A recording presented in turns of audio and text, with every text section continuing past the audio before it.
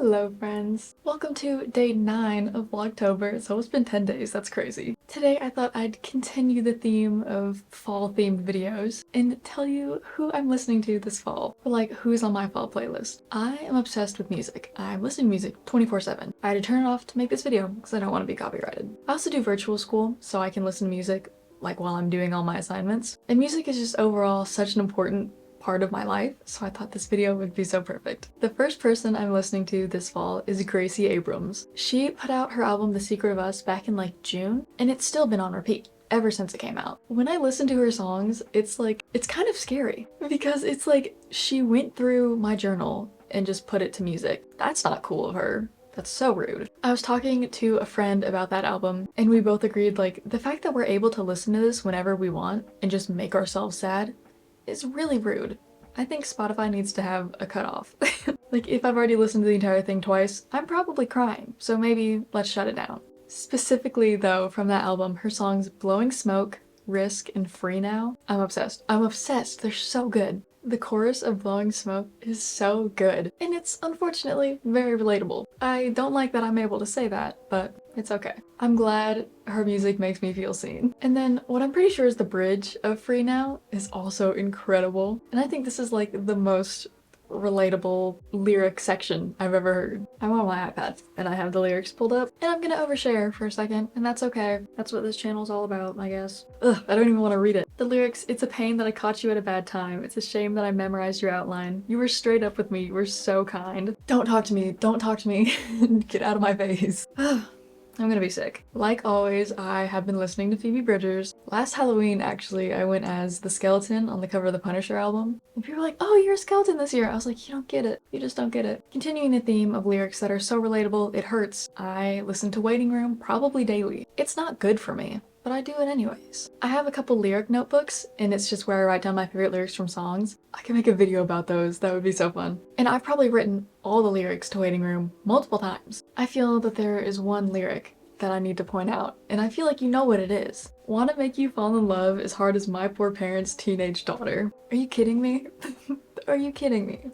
That is not nice. I'm literally just reading through the lyrics. It's so good. And then, of course, the final blow, the gut punch. "Know it's for the better," 36 times. Yeah, Phoebe, yeah. I love seeing the videos that are like, I don't think a man could ever explain the difference between "know it's for the better" and "know it's for the better." I Know the End is also always on repeat. Sometimes I do skip the first half, I will admit it. It's really, really good, but it's just, it makes me sad. So I skip to the second half where it just like ramps up and it's like this beautiful, intense entire half of a song. It's so, so good. And then Funeral and Savior Complex. I'll just say these make me cry. Basically every Phoebe Bridgers song makes me cry. I'm a very emotional person. I can't help it. You put some sad little words to a pretty little melody, and I'm gonna be in pieces. I learned how to play both of those on guitar a couple months back, and I played it all the time, and I just make myself sad. Ben Platt. If you know anything about me, you know I am obsessed with Ben Platt. I always have been, since like middle school. I saw him in concert back in, I want to say June or July, and also I think in like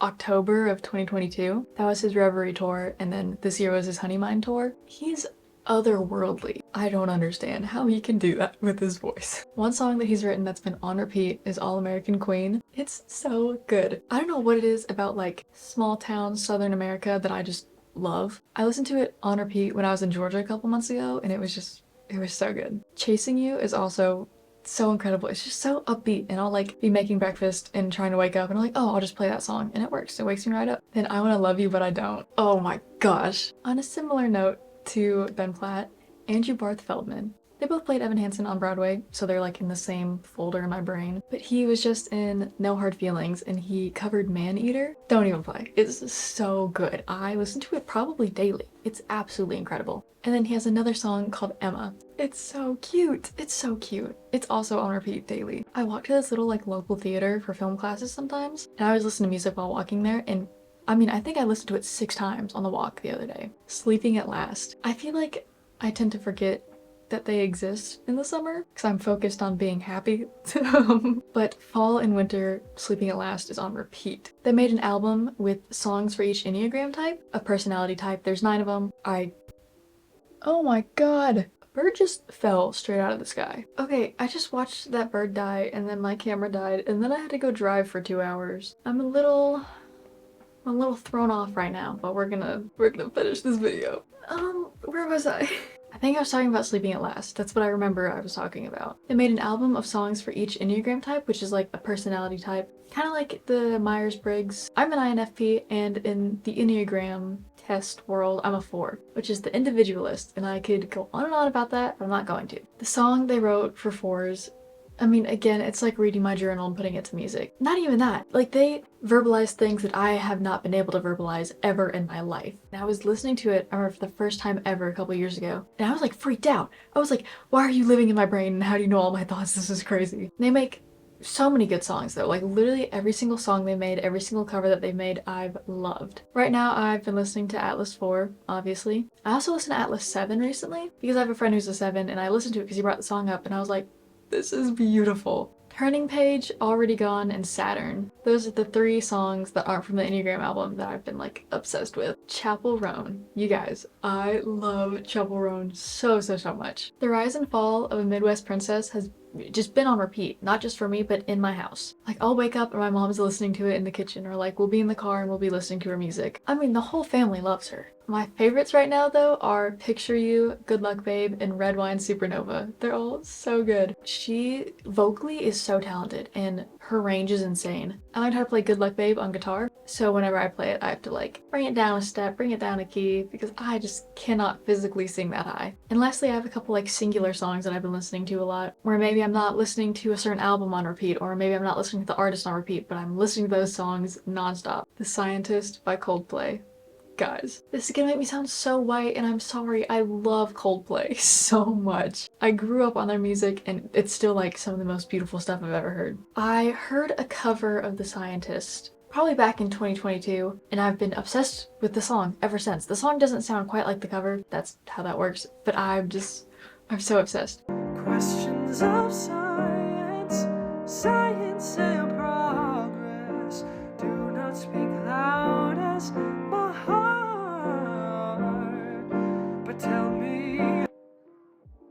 Speed of the Sound of You by Peter McPolin. I remember when he first like teased the song on TikTok, I think, and I was obsessed with this. I was like, I need this immediately. And I remember the day it released, I listened to it probably like 15 times. It's so good. It gives me so many like scene ideas and I need to write something to it soon. Sailor Song by Gigi Perez. I mean, this had to be on the list. I am so obsessed with this song right now. I learned how to play it immediately. I learned how to play it before it even came out. It's so good, guys. Her voice, oh my gosh, you don't even understand. It's so beautiful.